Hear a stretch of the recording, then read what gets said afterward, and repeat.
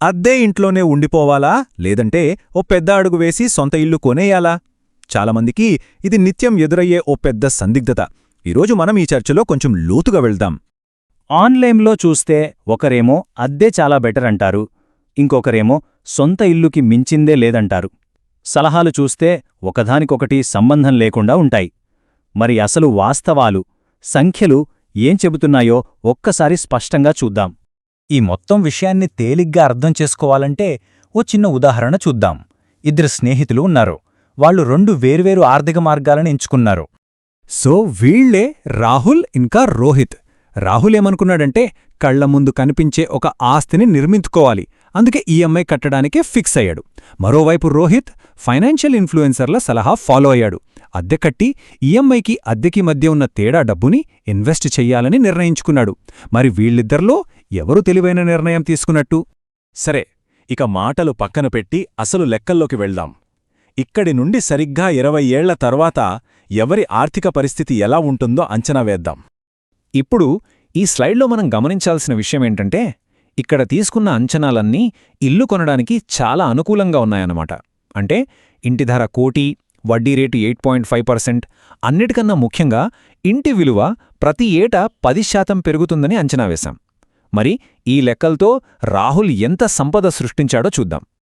చూసారా, ఈ లెక్కల ప్రకారం 20 ఏళ్ల తర్వాత ఇద్దరి సంపదలో ఎంత తేడా ఉందో. ఆస్తి విలువ పెరగటం వల్ల రాహుల్ నికర విలువ ఏకంగా 6.73 కోట్లకు చేరింది.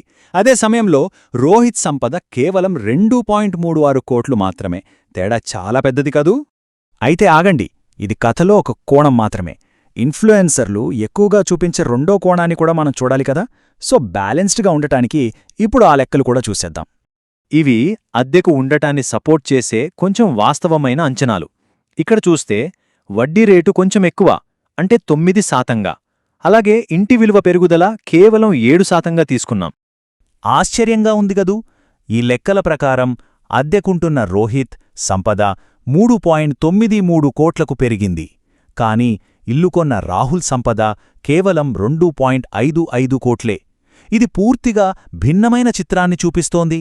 మరి ఏ అంచనాలు కరెక్ట్? ఈ ప్రశ్నకు సమాధానం కేవలం సంఖ్యల్లో దొరకదు.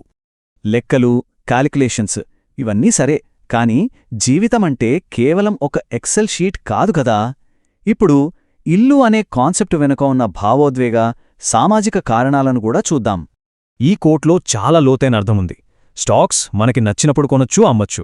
కానీ సరైన ప్రదేశంలో సరైన టైంలో మంచి ఇల్లు దొరకడమనేది ఒక అరుదైన అవకాశం. అదొక్కసారి చేజారితే మళ్లీ దొరక్కపోవచ్చు.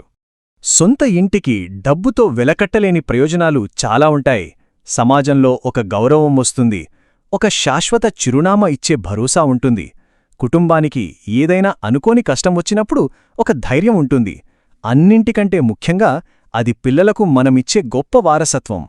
ఇక్కడొక చాలా కీలకమైన విషయం ఉంది.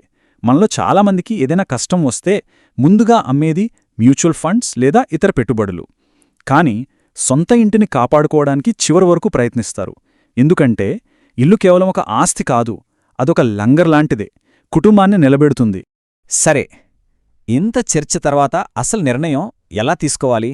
దానికోసం 2 సింపుల్ రూల్స్ చూద్దాం. మొదటిది ప్రైస్ టు రెంట్ రేషియో. ఇది చాలా సింపుల్. ఆస్తి ధరను మీరు కట్టే వార్షిక అద్దెతో భాగించండి. ఆ వచ్చిన నంబర్ గనక 20 కన్నా తక్కువ ఉంటే అద్దె కట్టడం కన్నా ఇల్లు కొనడమే లాభదాయకం. ఒకవేళ 20 కన్నా ఎక్కువ ఉంటే ప్రస్తుతానికి అద్దెకుండడమే బెటర్. రెండోది 4% నియమం. ఇది ఇంకా సులభం. మీరు కట్టే సంవత్సర అద్దె ఇంటి మొత్తం విలువలో 4% కన్నా ఎక్కువ ఉందా? అలా ఉంటే ఇక ఆలోచించకుండా కొనడం గురించి సీరియస్గా ఆలోచించమని ఇదొక బలమైన సంకేతమనమాట. చివరిగా ఈ మొత్తం చర్చకు సారాంశం ఒక్కటే. మనం ఈఎంఐ కట్టినప్పుడు అది ఒక రకంగా బలవంతంగా పొదుపు చేయిస్తుంది, ఒక ఆస్తిని నిర్మిస్తుంది. కానీ అద్దె అనేది కేవలం ఆ ఇంట్లో ఉన్నందుకు మనం చెల్లించే ఒక ఖర్చు మాత్రమే. దానివల్ల మనకి ఎలాంటి ఆస్తి రాదు. కాబట్టి ఈ ప్రశ్నతో ఈరోజు విశ్లేషణను ముగిద్దాం. ఇల్లు అనేది కేవలం లెక్కలు, రాబడులతో పోల్చదగిన ఒక ఫినాన్షియల్ అసెట్ మాత్రమేనా? లేక అది ఒక కుటుంబానికి స్థిరత్వాన్ని, భద్రతను ఇచ్చి భవిష్యత్తుకు పునాది వేసే ఒక పవిత్రమైన ప్రదేశమా? ఈ విషయం గురించి ఆలోచించండి. ఇలాంటి మరిన్ని ఫైనాన్షియల్ స్ట్రాటజీల గురించి తెలుసుకోవాలనుకుంటే తప్పకుండా సబ్స్క్రైబ్ చేసుకోండి. ఈ సమాచారం స్నేహితులకు కూడా హెల్ప్ అవుతుందనుకుంటే వాళ్ళతో షేర్ చేయండి.